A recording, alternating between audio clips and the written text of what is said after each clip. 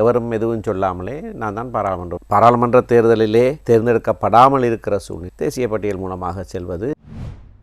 மீண்டும் ஒரு முறை உங்களை தேசிய பட்டியல் மூலம் பாராளுமன்றம் செல்லுமாறு அழைப்பு விடுத்தால் அல்லது ஒருவர் ராஜினாமா செய்து அவர்களுடைய வெற்றிடமாகின்ற பதவிக்கு பாராளுமன்றம் செல்லுமாறு அழைப்பு விடுத்தால் அந்த பொறுப்பினை நீங்கள் எடுப்பதற்கு தயாராக இருக்கின்றீர்களா?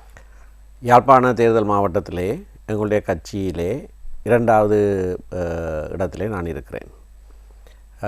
எங்களுடைய கட்சிக்கு இந்த தடவை ஒரு ஆசனம் கிடைத்த காரணத்தினால் மட்டும்தான் நான் பாராளுமன்றத்திலே பிரதிநிதியாக இருக்கவில்லை. 2 ஆசனங்கள் கிடைத்திருந்தால் நானும் பாராளுமன்றத்திலே இருந்திருப்பேன். இந்த பாராளுமன்ற தேர்தல் முறையின்படி 1வது இடத்தை பெற்ற திரு ஸ்ரீதரன் ஏதாவது காரணத்துக்காக ராஜினாமா செய்தால் தானாகவே எவரும் எதுவும் சொல்லாமலே நான் தான் பாராளுமன்ற உறுப்பினராக வருவேன். அதில் எந்த தவறும் கிடையாது. ஆகையினாலே அது விருப்பு வாக்கு அடிப்படையிலே நான் 2ஆம் இடத்தில் இருக்கிறேன்.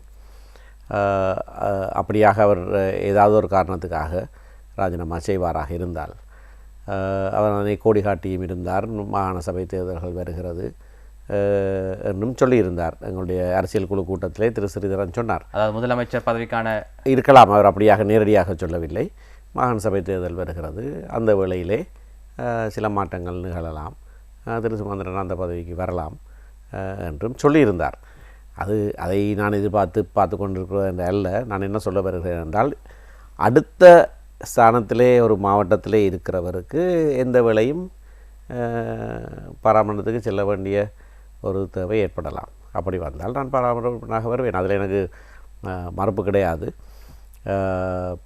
தற்போது இருக்கிற சூழ்நிலையிலே பாராளுமன்ற தேர்தலிலே தேர்ந்தெடுக்கப்படாமல் இருக்கிற சூழ்நிலையிலே தேசிய பட்டியல் மூலமாக செல்வது முறையற்றது என்பது அது நீண்டகால என்னுடைய ஒரு நிலைப்பாடு.